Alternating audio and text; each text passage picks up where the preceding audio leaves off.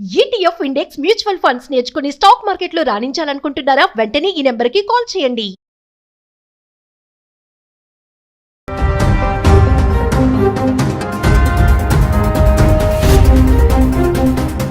నమస్తే, welcome back to Suman TV. Present మనతో పాటు ఉన్నారు ఎనలిస్ట్ మందర్ కృష్ణారెడ్డి గారు. నమస్తే సార్. నమస్తే అమ్మా. సార్, అమెరికా అధ్యక్షుడు డొనాల్డ్ ట్రంప్ తీసుకునే నిర్ణయాలు ఏవైతే H1B వీసా మార్పులు ఉన్నాయో ఇంకా చాలానే చేశాడు. ఎప్పుడైతే అధికారంలోకి వచ్చాడో అప్పటి నుంచి ఈ రోజు వరకు ఎన్నో మార్పులు, చేంజెస్. మరి దీంతో మన భారతీయులు అమెరికా వెళ్ళడానికి కొంచెం వెనకడుగు వేస్తున్నారు అనుకోవచ్చు అంటారా? ఇదే టైంలో మరి వేరే దేశాలు మన వాళ్ళ టాలెంట్స్ని తీసుకొని మరి మా దేశాలకి రండి, మీ టాలెంట్స్ని మాకు ఇవ్వండి, మా దగ్గర ఉపయోగించుకోండి అని చెప్పేసి వాళ్ళు ఆహ్వానిస్తున్నట్టు మనం న్యూస్ చూస్తూనే ఉన్నాం. మరొకసారి వివరాలకు వెళ్తే సార్, ట్రంప్ తీసుకున్న నిర్ణయాల వల్ల ఒక రకంగా భారతీయులకి మేలు జరిగిందని కూడా చెప్పినా ఆశ్చర్యపడాల్సిన అవసరం లేదు. ఇది ఎలా అంటే మనం విశ్లేషించినప్పుడు ఇప్పటిదాకా డాలర్ డ్రీమ్స్లోనే బతుకుతోంది భారతదేశం. అంటే నేను చదువుకుంటే అమెరికాలో చదువుకుంటాను, అక్కడే ఉద్యోగం చేస్తాను, కోటు సంపాదిస్తాను, భారతదేశాన్ని పంపిస్తాను, ఇక్కడ నేను ఆస్తులు అవి కొనుక్కొని ఇక్కడ సెటిల్ అయ్యే అవకాశం ఉంది, లేదంటే అమెరికాలోనే ఆస్తులు కొనుక్కొని అక్కడే సెటిల్ అవుతాను, అవసరమైతే ఇక్కడే నేను రాజకీయాలు కూడా పోటీ చేసి నేను నిలబడగలిగే శక్తి సామర్థ్యాలు కూడా నాకు ఉన్నాయి, ఎందుకంటే అలాంటి అవకాశాలు కూడా అమెరికా కల్పించింది. అక్కడ ఎంతోమంది భారతీయులు సెనేటర్స్గా ఎలక్ట్ అయ్యారు, వైస్ ప్రెసిడెంట్గా కూడా ఎలక్ట్ అయ్యే పరిస్థితి ఏర్పడుతోంది, ప్రెసిడెంట్షిప్ కూడా పోటీ చేస్తారేమో అనేటువంటి స్థితి కూడా ఇండియన్స్కి కలిగింది. అంటే అంతదాకా సమర్థత అక్కడ పెరగగలిగే అవకాశాలని అమెరికా ఇచ్చింది ఇప్పటిదాకా. అలాంటి ఆలోచనలో ఉండి ప్రతి ఒక్కరూ అమెరికా అనేది ఒక కళ, ఒక కోరిక. పిల్లాడు పుట్టిన కొద్ది రోజులకే తల్లిదండ్రులే నువ్వు అమెరికా వెళ్దువు కానిరా, నువ్వు చాలా గొప్పవాడి అవుతావురా అని భావించేటువంటి స్థితి కూడా ఏర్పడింది. అందుకే మధ్యతరగతి వాళ్ళు కూడా అప్పో చేసి తమ పిల్లల్ని అమెరికాకు పంపించాలనే ప్రయత్నంతో చాలామంది చాలా కోరి బాధలు తెచ్చుకున్న వాళ్ళు చాలామంది ఉన్నారు. అయితే అక్కడికి వెళ్ళిన తర్వాత అంటే ఏదో రకంగా ఇక్కడ అతన్ని పంపించగలిగే పరిస్థితి ఏర్పడితే చాలు, పంపించిన తర్వాత అక్కడ ఏదో ఒక జాబ్ చేసుకుంటాడు, చిన్నదో పెద్దదో ఏదో జాబ్ చేసుకొని మెల్లగా డబ్బు సంపాదించుకుంటూ తను చదువు అక్కడ పూర్తి చేసుకుని అక్కడే ఏదో ఒక ఉద్యోగం సంపాదించుకొని అక్కడ సెటిల్ అవుతాడనే ఒక నమ్మకం, విశ్వాసం ఇప్పటిదాకా గత దశాబ్దాల కాలం లోపల భారతీయులకు పూర్తిగా నమ్మకం, విశ్వాసం కలిగించింది అమెరికా.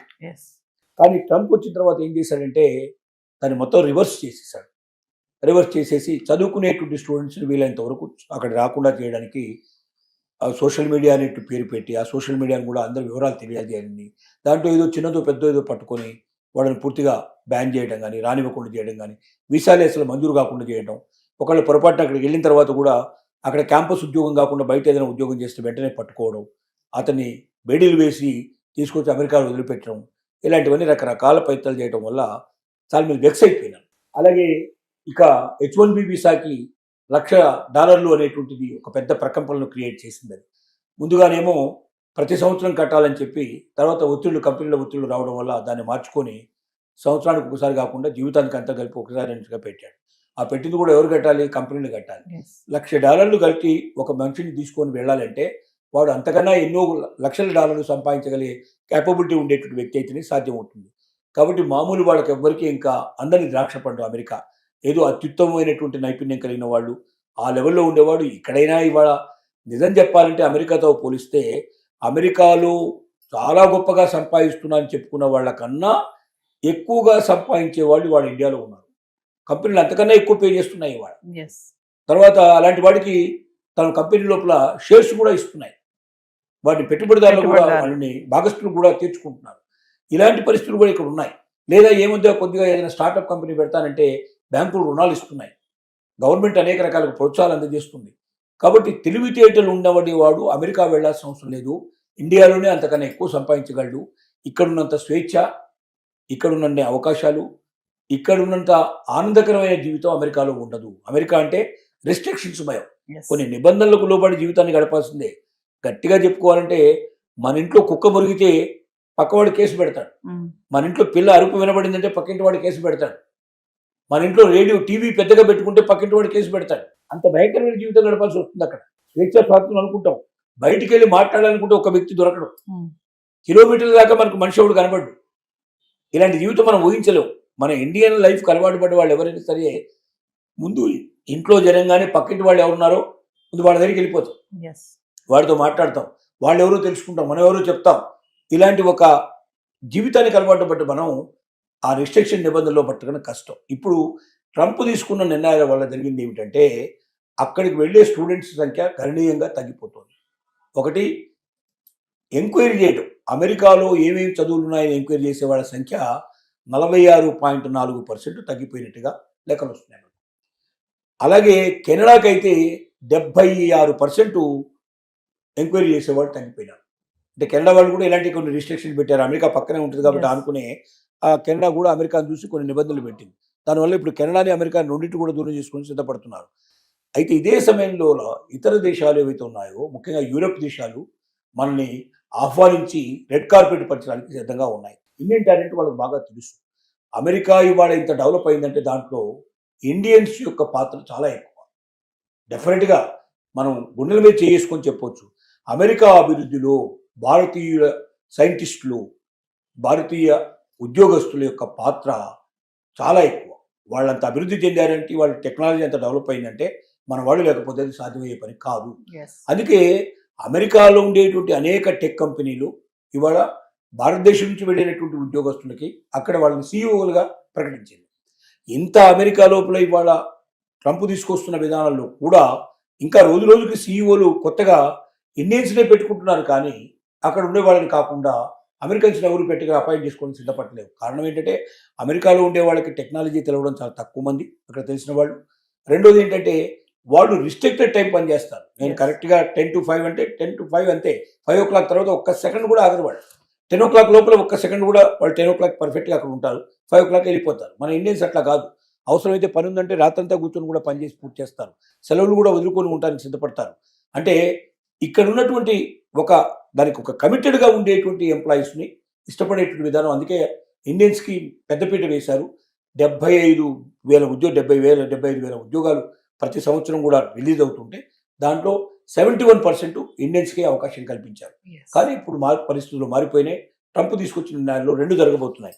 ఒకటి ఏంటంటే భారతదేశానికి తిరిగి వచ్చి ఇక్కడ తమకున్నటువంటి శక్తి సామర్థ్యాన్ని పెట్టుకొని తమే కంపెనీలు స్టార్ట్ చేసి తాము బతకడం, తాము గొప్పగా జీవించడమే కాకుండా ఇక్కడ ఉన్న వాళ్ళకి ఉద్యోగం కల్పించేటువంటి పరిస్థితి ఒకటి.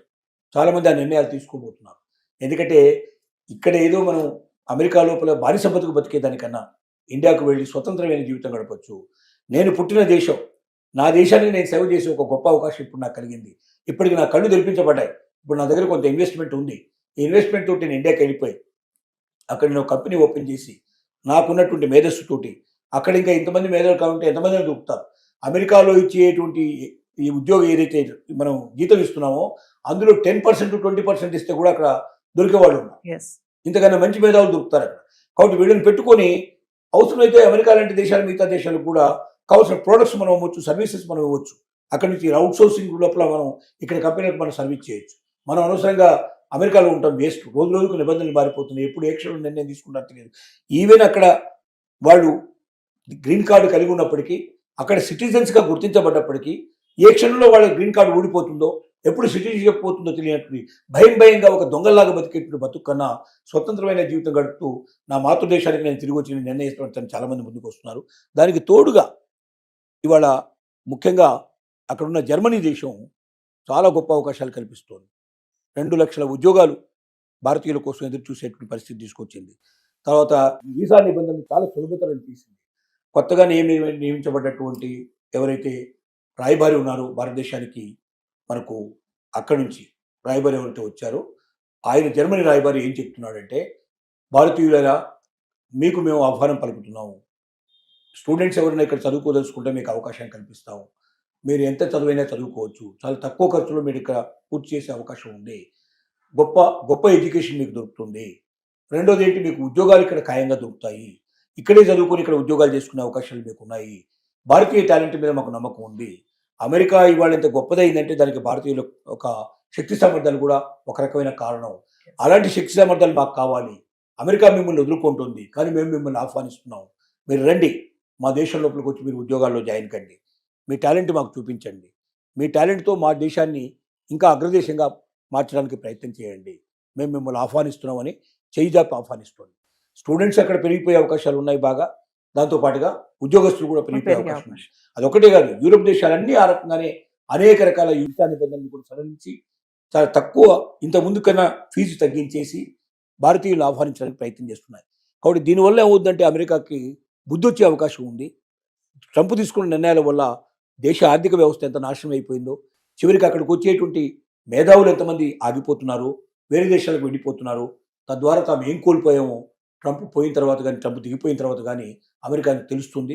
అప్పుడు బాధపడ్డా కూడా లాభం లేని పరిస్థితి కూడా ఉండొచ్చు. అందుకే ఇప్పటికే చాలామంది అమెరికాలో ఆలోచిస్తున్నారు, ట్రంప్ని రీకాల్ చేసి వెనక్కి పంపిస్తే బాగుంటుందన్న ఆలోచనలో కూడా ఉన్నారు. ఇలాంటి పరిస్థితులు ఉన్నాయి కాబట్టి దేశం లోపల ఇవాళకి యూరోప్ దేశాల యొక్క ఆహ్వానాన్ని ఎంతవరకు భారతీయులు మన్నిస్తారో, ఎంతవరకు ముందుకెడతారనేది మనం చూడాలి. జరగబోయేటువంటి పరిశ్రమలు చూడాలి. Thank you.